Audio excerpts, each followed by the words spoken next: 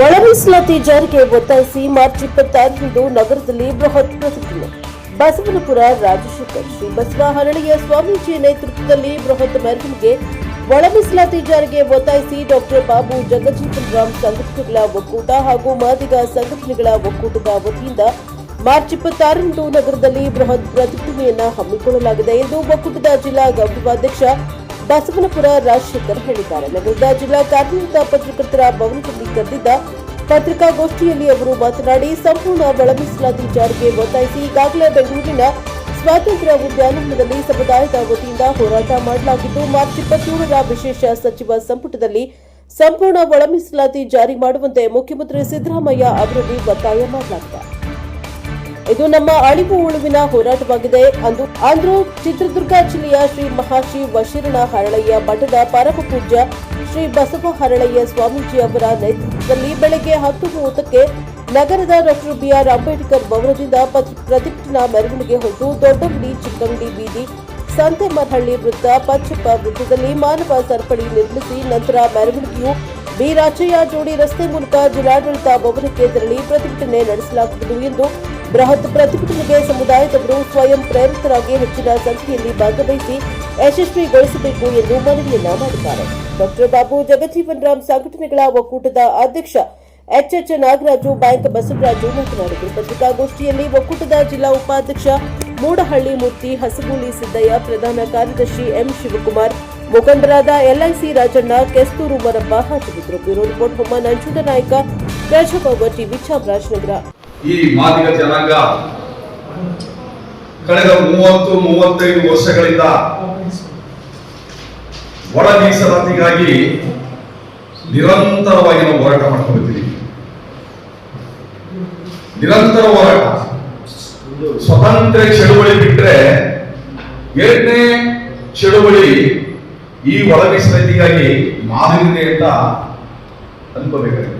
ಸ್ವತಂತ್ರ ಚಳುವಳಿ ಎಷ್ಟು ವರ್ಷ ನಡೆಯುತ್ತೋ ಅದನ್ನು ಬಿಟ್ರೆ ಒಳ ಮೀಸಲಾತಿಗಾಗಿ ಮಾದರಿದೆ ನಿರಂತರ ಒಂದು ದೊಡ್ಡ ಚಳುವಳಿ. ಯಾಕೆ ನಮ್ಮ ನಾಡು ಸರ್ಕಾರಗಳು ಈ ಒಂದು ಸಮುದಾಯನ ನಿರ್ಲಜ್ಜೆ ಉದಾಸೀನತೆ ಮಾಡ್ತಿದ್ದಾವೆ. ಯಾಕೆ ನಮಗೆ ಬಾಬಾ ಸಾಹೇಬ್ ಅಂಬೇಡ್ಕರ್ ಕೊಟ್ಟಿರ್ತಕ್ಕಂಥ ಸಂವಿಧಾನಬದ್ಧವಾದ ಹಕ್ಕು ಇವತ್ತು ನಮ್ಗೆ ಸಿಗ್ತಾ ಇಲ್ಲ. ಸರ್ವರಿಗೂ ಸಮಪಾಲು, ಸರ್ವರಿಗೂ ಸಮಪಾಲು ಬಾಬಾ ಸಾಹೇಬರ ತತ್ವ ಸಿದ್ಧಾಂತ. ಈ ತತ್ವ ಸಿದ್ಧಾಂತದ ನಾವು ನಮ್ಮ ನಾಡು ಸರ್ಕಾರಗಳು ಎಲ್ಲೋ ಒಂದು ಕಡೆ ಪಾಲನೆ ಮಾಡದೆ ಸಂವಿಧಾನಕ್ಕೆ ಅಗೌರವ ಮಾಡ್ತಿದ್ದಾರೆ. ಸರ್ಕಾರ. ನಾವು ಸಂವಿಧಾನನ ನಮ್ಮ ದೇವರು, ಅದೇ ನಮ್ಮ ಭಗವದ್ಗೀತೆ, ಸಂವಿಧಾನದ ನಮ್ಮ ಒಂದು ದೊಡ್ಡ ಗ್ರಂಥ ನಾವೆಲ್ಲ ಪೂಜಿಸ್ತಿದ್ದೀವಿ. ನಮ್ಮ ನಾಡು ಸರ್ಕಾರಗಳು ಗೌರವಿಸ್ತಿಲ್ಲ. ಈ ಒಳ ಮೀಸಲಾತಿ ಕೊಡಬೇಕು ಸಮುದಾಯಕ್ಕೆ. ಎಲ್ಲಾ ರಂಗದಲ್ಲೂ ಕೂಡ ಈ ಸಮುದಾಯ ತುಂಬಾ ಹಿಂದುಳಿದಿದೆ. ಈ ಸಮುದಾಯಕ್ಕೆ ಒಳ ಮೀಸಲಾತಿ ಕೊಟ್ಟಿಲ್ಲ ಅಂತಂದ್ರೆ ಇವ್ರು ಯಾರು ಕೂಡ ಕರ್ನಾಟಕ ರಾಜ್ಯದಲ್ಲಿ 40 ಲಕ್ಷ ಇರ್ತಕ್ಕಂಥ ಮಾದಿಗ ಸಮುದಾಯ ಮೇಲೆ ಸ್ತರಕ್ಕೆ ಬರಲು ಸಾಧ್ಯವಿಲ್ಲ ಅಂತ ಹೇಳಿದೆ. ಸುಪ್ರೀಂ ಕೋರ್ಟ್ ಕೂಡ ಡೈರೆಕ್ಷನ್ ಪಡೆದಿದೆ ರಾಜ್ಯ ಸರ್ಕಾರಕ್ಕೆ. ಆದ್ರೂ ಕೂಡ ರಾಜ್ಯ ಸರ್ಕಾರ ನಮ್ಗೆ ಮಹಾ ಮೋಸ ಮಾಡ್ತಿದೆ. ನಮ್ಗೆ ಇದು ಹೆಂಗಾಗಿದೆ ಅಂತಂದ್ರೆ, ನಮ್ಮ ಹೋರಾಟ ನಿರಂತರವಾಯಿತು. ನಮ್ಮ ಹೋರಾಟನ ಗಮನಿಸದೆ ನಮ್ಮ ನಾವು ಸರ್ಕಾರಗಳು ಅನ್ಯಾಯ ಮಾಡ್ಕೊಂಡಿದ್ದೇವೆ. ಇದನ್ನೇ ವಿರುದ್ಧ ನಾವು 26ನೇ ತಾರೀಕು ದಿನಾಂಕ 26/3/2026 ನಾವು ಹೋರಾಟ ಕರೆ ಕೊಟ್ಟಿದ್ದೀವಿ. ಕಾರಣ ಇಷ್ಟೇ, 26ನೇ ತಾರೀಕು ಬಜೆಟ್ ಅಧಿವೇಶನ ನಡೆಯಿತು. ಅದು ಕೂಡ ಒಳ ಮೀಸಲಾತಿ ನಿಮಗೆ ಅನೌನ್ಸ್ ಮಾಡ್ತೀವಿ ಅಂತ ಹೇಳೋದು ಮಾಡಿಲ್ಲ. ಮತ್ತೆ 12ನೇ ತಾರೀಕು ರಾಜ್ಯ ಮಟ್ಟದಲ್ಲಿ 12ನೇ ತಾರೀಕು ನಿಮ್ಗೆ ಕೊಡ್ತೀವಿ ಅಂತ ಹೇಳೋದು. 12ನೇ ತಾರೀಕು ರಾಜ್ಯ ಮಟ್ಟದಲ್ಲಿ ಹೋರಾಟ. ಸುಮಾರು 1-2 ಲಕ್ಷ ಜನ ಸೇರಿ ಕ್ರೀಡಾ ಪಾರ್ಕಲ್ಲಿ ಕರ್ನಾಟಕ ರಾಜ್ಯದ ಮೂಲೆಗಳಿಂದು ಮಾಡಿದ ಜನಸಂಖ್ಯೆ ನಮ್ಮ ರಾಜಧಾನಿ ಒಳಗಿಸ್ತೀವಿ ಬೆಂಗಳೂರಿನಲ್ಲಿ, ರಾಜಧಾನಿನಲ್ಲಿ. ಆದರೂ ಕೂಡ 12ನೇ ತಾರೀಕು ನಮಗೆ ಸರ್ಕಾರ ಮೋಸ ಮಾಡ್ತು. ಮತ್ತೆ 27ನೇ ತಾರೀಕು ಈ ಒಂದು ಒಳ ಮೀಸಲಾತಿಯ ಗೊಂದಲ ಏನಿದೆ ನಾವು ಸರಿಪಡಿಸಿ ಒಳ ಮೀಸಲಾತಿ ನಾವು ಜಾರಿ ಮಾಡಿದ್ದೀವಿ ಅಂತ ಹೇಳಿ ಮಾನ್ಯ ಮುಖ್ಯಮಂತ್ರಿ ಹೇಳಿದ್ದಾರೆ. ಅವರು ಹೇಳಿ ನಮ್ಮ ಹೋರಾಟಕ್ಕೆ ಸರ್ಕಾರದ ಪರವಾಗಿ 4 ಜನ ಮಂತ್ರಿಗಳನ್ನು ಕೂಡ ಕಳಿಸಿಕೊಟ್ಟು ಮಂತ್ರಿಗಳು ಮನವೊತ್ತು ದಿನೇಶ್ ಗುಂಡೂರಾವ್ ಬಂದಿದ್ರು, ಸತೀಶ್ ಜಾರಕಿಹೊಳಿ ಬಂದಿದ್ರು, ಕೆ.ಎಸ್. ಮುನಿಯಪ್ಪ ಬಂದಿದ್ರು, ಮತ್ತೆ ಈಶ್ವರ್ ಖಂಡ್ರೆ ಬಂದಿದ್ರು. ಸರ್ಕಾರ ಕೂಡ ನಾವು ಬಂದಿದ್ದೀವಿ.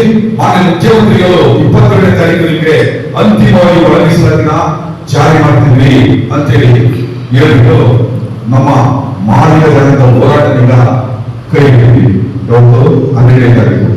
ಆದ್ರೆ ನಮ್ಗೆ ಇವತ್ತು ನಾವು ಸರ್ಕಾರ ಒತ್ತಾಯಪಡಿಸಿರೋದು ನಾಗಮೋಹನ್ ದಾಸ್ ಏನು ಆಯೋಗ ಒಂದು ವರದಿ ಕೊಟ್ಟಿದೆ ಸರ್ಕಾರಕ್ಕೆ, ಆ ವರದಿ ಅನುಸಾರವೇ ನಮಗೆ ಪೂರ್ಣ ಪ್ರಮಾಣದ ಒಳ ಮೀಸಲಾತಿ ಜಾರಿಯಾಗಬೇಕು. ಇದು ಒಂದು ಸರ್ಕಾರಕ್ಕೆ ನಮ್ಮ ಹಕ್ಕು ಒತ್ತಾಯ.